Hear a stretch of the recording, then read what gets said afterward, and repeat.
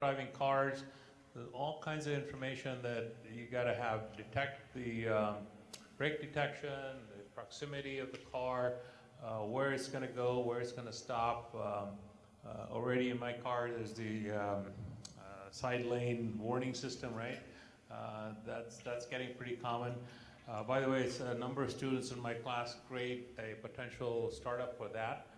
So new cars come with those kinds of activities, all kinds of features, but cars that were made previously, they don't have those, right? So if you now create an aftermarket solution that is able to attach, then the first time you might think of, well, okay, so I can buy a sensor and I can put sensors on the side of the car, but integrating those into the automobile is not easy.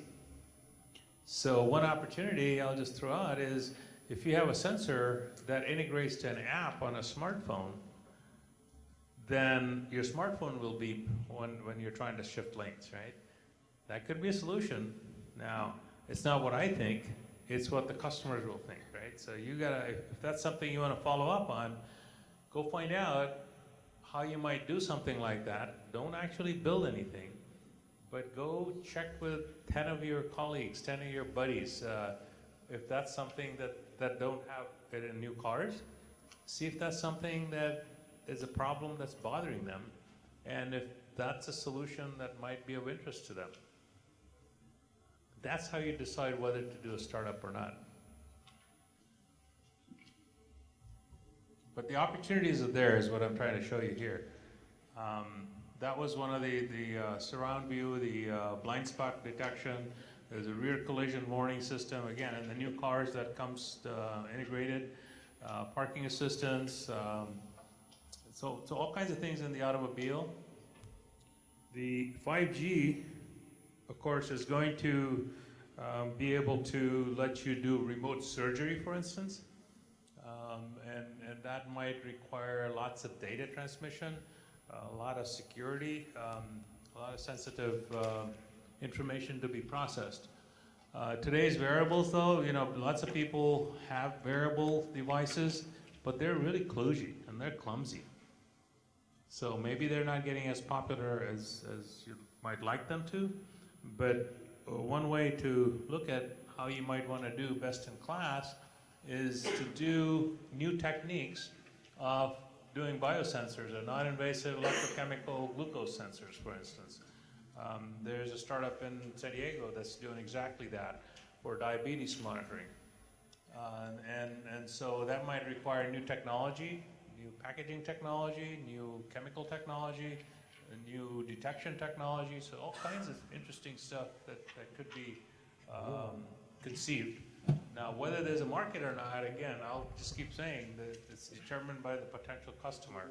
If there's a problem you're solving, customer wants it, they're willing to pay you enough, then it makes sense. Ultra low power bioelectronics, so if you're, again, an analog field, whatever, doing ultra low power design is extremely important. You can go to ISSCC or any of the conferences, a lot of focus on chips for ultra low power. Why? Because the local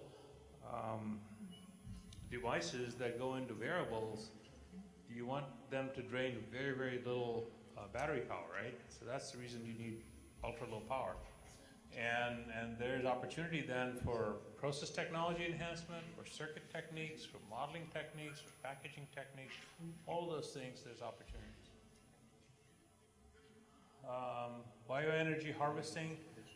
I don't have a picture of this, but one of my clients, they actually have a chip that does energy harvesting so that you'd reduce the power drain. So it's a very energy efficient chip. And so in that example, they're selling chips, but they could also integrate the solution in that they could have a sensor. You know, application could be like a fire alarm, right? The fire alarm is up there, somebody has to go change the battery every 6 months or a year, right? If they have their device that drains very little power, it's kind of like an everlasting battery. The customers care about it, In my home, that the ceiling is 20 feet, I absolutely care about that. I'd rather not have to change that out. But that's a solution opportunity that they need to put together, not just the chip. So that's an example where they could go from being a chip provider to a solution provider. Same thing over here. eEver is the company that makes that marker chip I was telling you about. They're happy being a fabless IC company. But if they want to do a solution, they got to go to the next level. And it's either them or you could go contract with them, buy their chip, and integrate that on a package and put a solution together that gets you to market. And remember what I showed you about the value chain. The farther up the value chain, the more money you make. The eEver chip might sell for $1. Your dongle might sell for $10. Doesn't mean you get to keep all of the $10, but you know, you might have to pay another $1 or $2 for the integration. But that's the kind of example that you want to consider. It's non-compete. It's well, I should say non-compete because I'm sure there are other people thinking about it. But if you have a technology that's unique in the way you can package it on a board, in a module, as we'll talk about, then you could have some leverage. Okay. More examples in the home. There's all kinds of gateways, security, appliances. Again, one of the startups in my class were for developing a camera that goes in the doorway that detects whoever's come into the door and sends a message to your phone when there's somebody at the door. So even when you're not home, it may record that image and let you know that there's somebody at the door. Now, it sounds like a neat idea. Is there competition? Is there a need for it? You got to do all that research, right? But those are things that are, again, potential applications.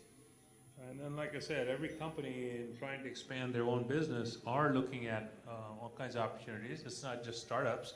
So here's an example for Skyworks as a company in California.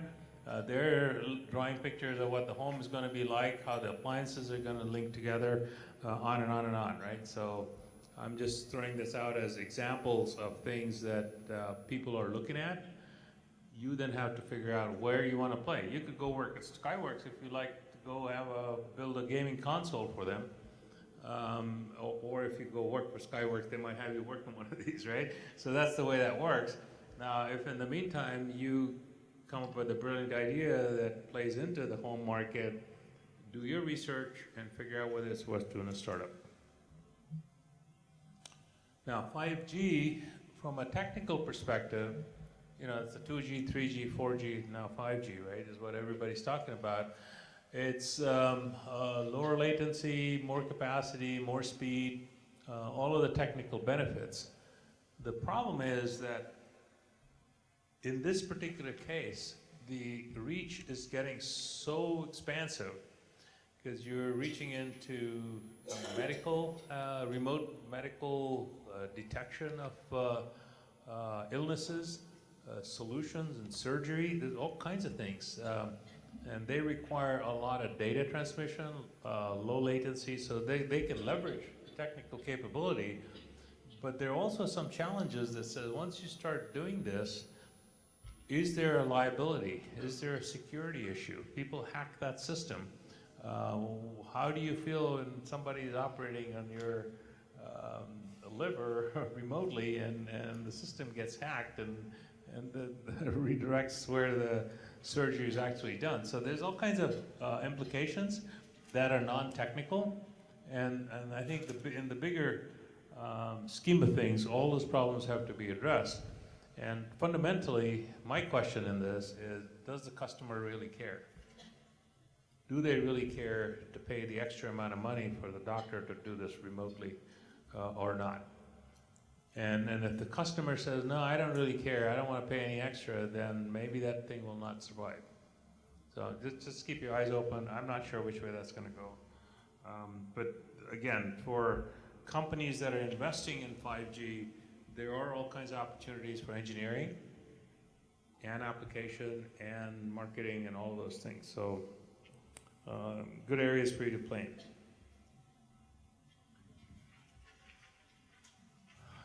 Let's see, here's a chart from, again, 2016 IEEE. Kind of says the same thing that I was talking about, is lots more demand from a technical perspective, but also the social implications are important. Okay, so now I'm going to switch gear to another opportunity area, which is more in the traditional process technology, device technology, circuit design. So this is a chart of from Bill Holt that talks about how the industry has migrated from the 60s down to now, and it's looking at the node transition. So originally the devices used to be all bipolar. Anybody know what a bipolar transistor is? The NPNs and PNPs, those used to be the workhorse. In fact, when I went to graduate school, that was my thesis, was about operation of a bipolar transistor.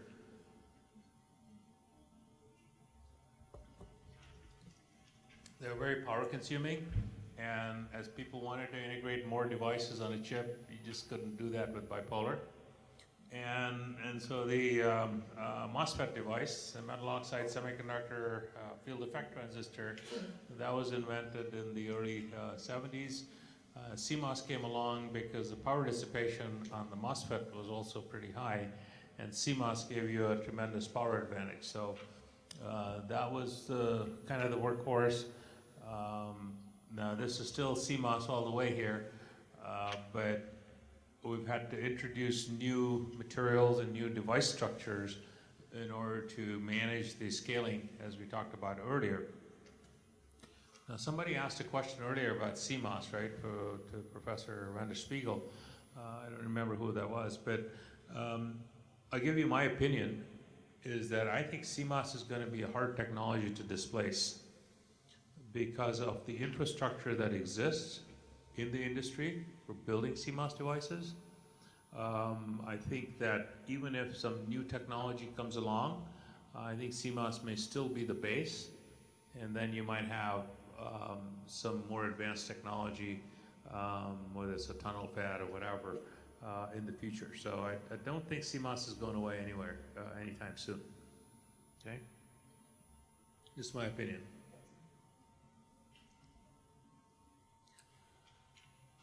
Okay, so as far as opportunities, there's all kinds of new opportunities. There's a history of what technologies have used. There's copper, there's low-K dielectrics from a process technology perspective. I'll show you an example in the R&D curve for copper. So just remember that copper here was a 2000 time frame. There was strained silicon, there's high-K metal gates, self-aligned vias, immersion lithography. And this is to extend the ability to define finer resolution lines and spaces. And then the FinFET device, double patterning, because the minimum resolution of this immersion was, you know, in the 20 nanometer type of range. By doing double patterning, it adds mask levels, but it lets people define narrower lines and spaces. There's work function tuning. By the way, one thing that has happened that I didn't mention here, but there are now so many transistors on a chip that some people say transistors are free. What that does is it opens up, as a designer, all kinds of opportunities. You can create new devices and new structures because you don't mind using more transistors now. Because adding a transistor is not that expensive. In the old days, if you had a transistor and 1 micron technology, that was huge, right? It increased the area of your chip. Now, a lot of chips are metal limited, interconnect limited, and so as a user, you have the flexibility, as a designer, flexibility to add more transistors if you need to. In fact, a lot of chips, one of the things that, again, I hope everyone's going to get into, is that when you're designing these tens of billion transistor chips, they will selectively place extra gates that are not used. And what they're used for is, so let's say you go through the entire process of fabrication and you find, whoops, I needed an additional gate here, or reconnect a gate or something. Now you got gates available, and those can be connected and to fix a design problem at a later date, without having to go all the way to the beginning of the mask. Because if you look at the sequence of masks, you start from 0 to the contact level, which is all in the silicon, and above the gate is all the interconnect levels. If you can have the gates, the base structure still there, and reconnect the top levels, you only have to do half the process. So that's a trick that people play sometimes to make corrections to designs. How do I get into that? Oh, yeah, double patterning. Okay, so the other thing I was going to tell you is that in the old days, thresholds or the VT for MOSFET device, there was only limited number. You'd have an enhancement threshold, a depletion threshold, and that was it. And then maybe you get a one extra one or something. Nowadays, devices may have 4 or 5 or 6 different threshold levels. And the reason to do that is that gives the designer more flexibility in designing circuits. For analog device guys, they may have different requirements than a memory device and stuff. So processes are getting more flexible to where you can do that kind of custom tuning of VTs. And the way you do that is by, one of the ways is not just by the ion implantation, but also changing the metal work function of the different devices. So again, these are very exciting things they've never thought about when I was in the wafer fab. So entering now means you got to go understand how work function variation works by changing the metal content of the gate. Dual core, multi-core, processors, power gating. These are techniques to manage power dissipation, read-write assist SRAM. So, you know, a static RAM is usually 6 transistors. And the read-write assist, what you really do is instead of the load transistor, you can replace with a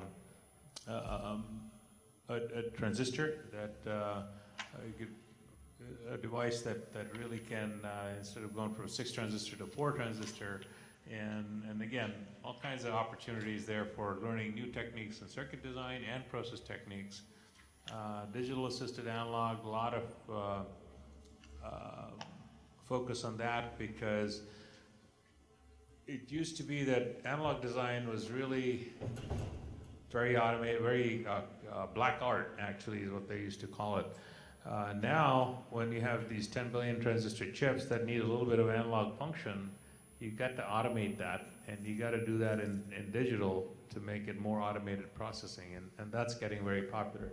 It's not as good as what a custom designer could do, but it works, right? So anyway, this is kind of a layout of all kinds of, you know, on the top, process technology innovations and design architecture innovations, and it just keeps going on.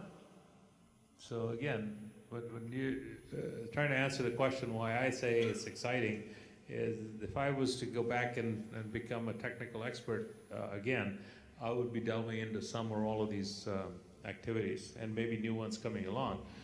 How they get implemented is you would work with your research folks, you would look at papers, you'd look at the problem, and come up with a solution that, you know, your company may adopt, and that goes on to the next level, and you, the inventor, you get a patent on it, maybe you get a raise, right? So all kinds of interesting stuff that's going on.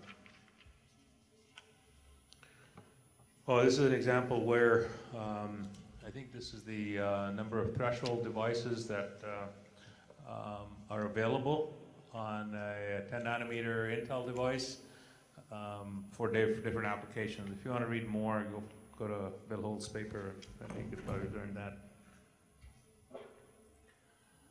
Significant power efficiency, gate delay, switching energy times delay is constantly on the way down, right? So people spend a lot of energy, a lot of focus on trying to minimize the energy, because So trying to get more gates on there and keep them operational and lower the power dissipation. Now, beyond CMOS, there are new sets of devices that people are looking at. What they're saying is that there's going to be silicon evolution to new kinds of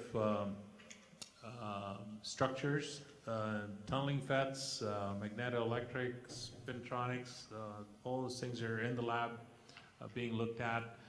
I don't know that they will ever totally replace, but spintronics, for instance, MRAM is being looked at as a replacement for embedded SRAM. So you might have a base CMOS device with spintronic memory. So that's entirely possible. People were talking about maybe different architectures instead of the von Neumann architecture to get more efficient use of, let's say, neural computing, for instance, neural networks. And again, for replacing memory, could also be spintronic applications. So again, exciting area to be in, lots of challenges. So again, you're in the right space. Figure out what turns you on and stick with it. Now I give you an example for, if you were to have a CMOS process and try to customize it to do better analog A to D converters or DACs, what you need is transistors with better matching, low VTs, low leakage currents, drain extended CMOS for I/O circuits, isolated transistors, integrated passives. And so, by the way, this information you can get from this keynote speech by Bahai, 2017, just back in February. You can also go to the Solid State Circuits magazine. I think it's the winter issue. Every other year, we publish a series of articles that talk about the limits of technology and circuits that have been reported at ISSCC. And there are trends that they're very nice description of those. So I would encourage you to go look at that if you're interested.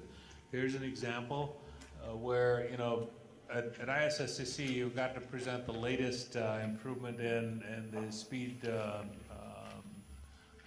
and accuracy, right? So they've monitored this trend, and if your paper is the best, then you get accepted, right? I mean, you got to be pushing some limits. It's very difficult to get in. But here's a trend that says you double every 3.8 years, and it just keeps going. But the problem is that it's the clock jitter that becomes the limiter. And so that's what this chart is showing. It's from Professor Merman out of Stanford, reported by Bahai. And so again, you can go to that ISSCC paper or the Solid State Circuits magazine to look at this kind of information for all the different areas, not just ADCs and DACs.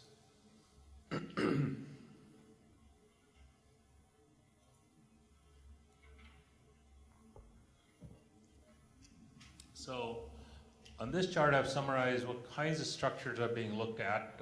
I'm certainly not an expert in this, but I would look at Professor Claes tomorrow to get his view. But this is information from IMEC on a previous ITF there. But I wanted to point out here is that the power supply voltage is being considered to go down. I think today is 0.9 volts. Looking at 0.7, going to 0.5, and then less than 0.5. This technology is pretty much in production here, the 14 nanometer. It's a bulk FinFETs or the ultra-thin SOI, silicon on insulator. What's being considered is band engineering, tunnel FETs, graphene, spintronics, all of those kinds of things. I think if you look at the Bill Hope paper, they will talk about how they are on track to do the 10 nanometer and 7 nanometer at Intel. And again, just be careful that Intel 10 nanometer may not be the foundry 10 nanometer. So if you're looking at the detail, there's lots of fuzziness in there. Intel may claim that the other foundries are maybe a generation behind, but and then you get into all kinds of details about, yeah, but the foundry customers like the Qualcomms of the world and Apple care about the interconnect density, and the foundries may be more aggressive there versus Intel. So it becomes really fuzzy, and get some experts to tell you what really makes a difference. Now, as far as the devices, there will have to be some changes here, and again, you could participate in the industry that helps define those by going and working at IMEC. Don't do a startup in this kind of stuff, and I'll tell you why in a little while. One, because it's very expensive, and two, because it takes a long time to get to market, and I'll show you an example of that. Okay. Let's turn to another opportunity, which is fabless, which is near and dear to my heart. Like I said, I've had lots of experience in the fabless world. In fact, if you look at the whole industry, industry used to have 3 pillars. It was the market applications, capability, and profitability. Remember I said earlier, every generation, next generation, the product has to be cheaper, more profit for the companies. They kept driving that on and on and on. And in the 90s, it came along that you got away from this concept that real men must have wafer fabs, right? In the old days, if you wanted to ship integrated circuits, you had to have a wafer fab, right? Then along came fabless in the early 90s, where there was a lot more designers in the world than their fabs and their process engineers, by the way. And so that was one of the motivations in here. People that had the ideas, that wanted to ship their chips,